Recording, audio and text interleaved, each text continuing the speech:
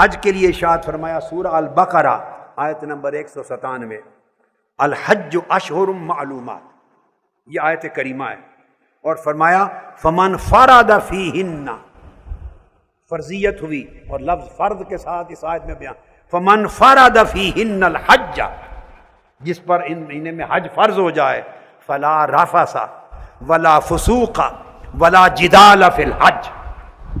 حج کا معنی یہ ہے کہ پھر اس میں گالی نہیں ہوگی، اس میں جھگڑا نہیں ہوگا، اس میں لغو گوئی نہیں ہوگی، اس میں آپس میں جہالت کا عمل نہیں ہوگا۔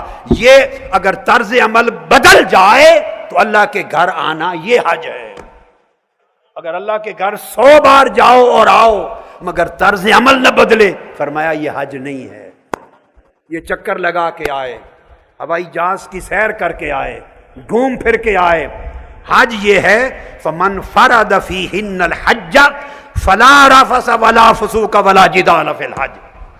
حج اس کا ہے جس کی زبان بدل جائے، حج اس کا ہے جس کا رویہ بدل جائے، حج اس کا ہے جس کا طرز عمل بدل جائے۔ اور آگے پھر دیکھیے فرمایا وما تفعلوا من خیر یعلمہ اللہ، اور جو نیکی اور بھلائی کا کام کرتے ہو اللہ اس کو جانتا ہے۔ اب آپ دیکھیے نیکی بھلائی، آپ حج پر گئے کیا کرتے ہیں؟ طواف کرتے ہیں، تلاوت کرتے ہیں، نماز پڑھتے ہیں، نفل پڑھتے ہیں، صفا مروہ کی سعی کرتے ہیں، یہ سارے اعمال کرتے ہیں نا نیک۔ ان سارے اعمال کا ذکر اللہ پاک نے ایک لفظ میں کر دیا، فرمایا وما تفعلوا من خیر، جو بھی نیک کام کرتے ہو اللہ جانتا ہے۔ اللہ پاک نے ان کا الگ الگ کر کے نام ہی نہیں لیا، فرمایا جتنے نیک کام کرتے ہو حج پر آ کر، بھلے طواف کرتے ہو، حجر اسود کو بوسہ دیتے ہو، صفا مروہ کی سعی کرتے ہو، مینا عرفات جاتے ہو، جتنے نیک کام کرتے ہو فرمایا یعلمہ اللہ، اللہ جانتا ہے۔ خفا کے ساتھ بات کی، خفا کے ساتھ بات کی۔ یعلمہ اللہ کا معنی کیا ہے؟ وہ تمہارے اعمال کے جسموں کو نہیں دیکھتا، وہ دیکھتا ہے ان کے پیچھے روح کیا کار فرمائے، تمہارے اعمال میں صدق ہے یا نہیں، اخلاص ہے یا نہیں، تضرع ہے یا نہیں، میری طرف رجوع ہے یا نہیں۔ یعلمہ اللہ کا مطلب ہے ان اعمال کے اندر جو نیتیں اور حال چھپے ہوئے ہیں اللہ ان کو دیکھتا،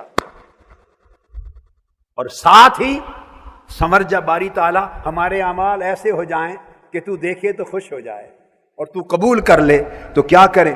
فرمایا وَتَزَوَّدُوا، اگر چاہتے ہو کہ تمہارے اعمال حسین بن جائیں، خوبصورت بن جائیں اور میں دیکھوں اور خوش ہوں تمہارے اعمال کو دیکھ کر، تو تزودو، تیاری کر لو، سامان اٹھا لو۔ کیا سامان اٹھا لے؟ فرمایا فإن خیر الزاد التقوی، تقوی کا سامان کندھوں پر رکھ لو، پرہیزگاری کا سامان کندھوں پر رکھ لو، ایسے طرز عمل چھوڑ دو جو مجھے پسند نہیں ہے، ایسے رویے چھوڑ دو جن سے میں ناراض ہوتا ہوں، ایسے انداز زندگی چھوڑ دو جو میری ناراضگی کا باعث بنتے ہیں۔ اگر ہر قسم کے رویے بدل کر میری رضامندی والے رویے اپنا لو، فرمایا یہ بہترین زاد سفر ہے۔